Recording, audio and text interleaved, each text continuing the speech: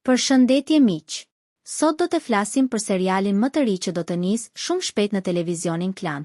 Një serial me rekorde audience, pasi ka fituar dhe çmimin si seriali më i mirë i vitit.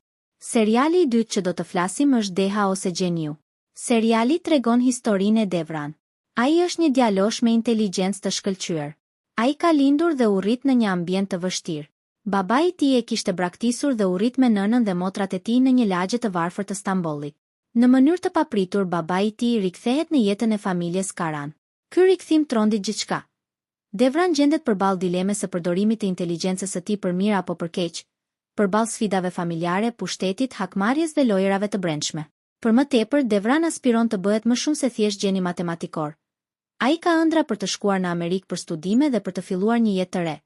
Por e gjitha ndërpritet nga ngjarje që nuk i kishte pritur.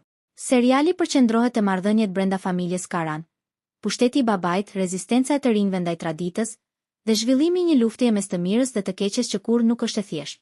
Nëse të pëlqejnë serialet ku protagonistët janë jashtë kornizave, ku historia është më shumë se thjesht dashuri konflikt, atëherë Deha mund të jetë zgjedhje e mirë.